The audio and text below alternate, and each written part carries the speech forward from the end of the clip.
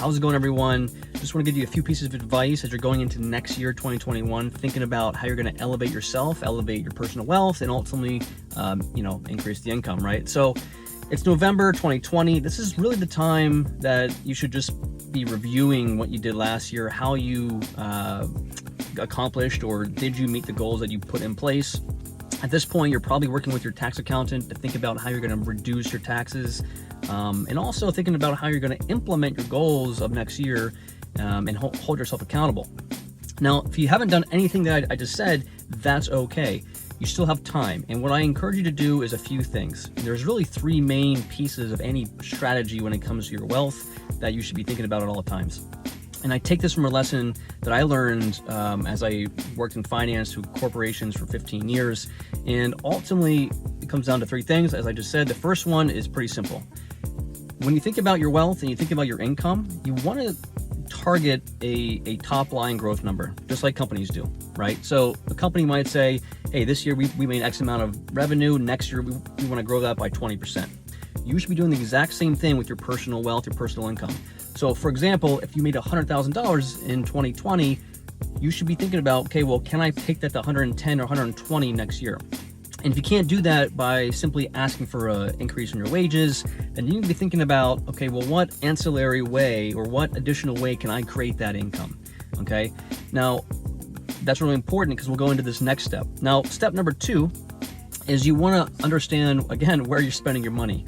Most millionaires are saving around 20% of their overall net income to their pocket and then reinvesting that into income producing assets. And that's really the goal and the trick to wealth accumulation is that all your savings are reinvested into income producing assets. That's the trick, right? So the more you can make and the more you can shrink your expenses, the more you get to save, and therefore the faster your wealth grows.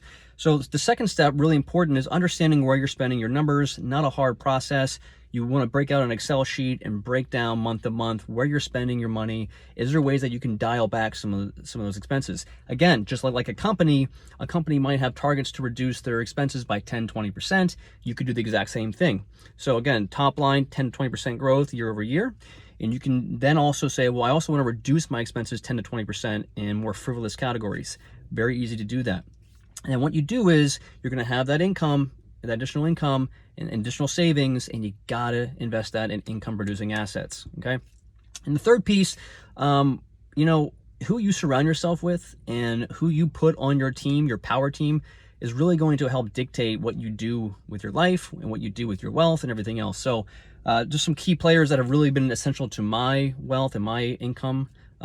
Tax advisor, absolutely get yourself a good CPA that knows how to help you avoid taxes.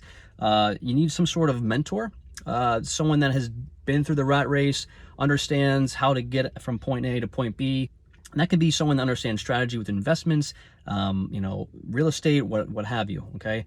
And then number 3, you want to have someone that can help you hold yourself accountable. It's really hard to be accountable to anything in life, let alone boring financial goals, okay? So have someone that's going to keep you on track, or have some sort of method to keep you on track, right? And with the power team in place, with the goals aligned, you do your quarterly check-ins, make sure that you are hitting the goals as you see fit, and ultimately that is the journey.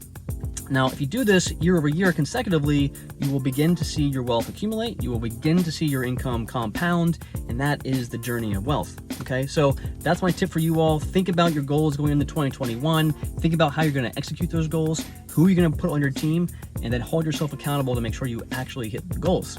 So with that said, hope you're doing well and talk soon. Thanks.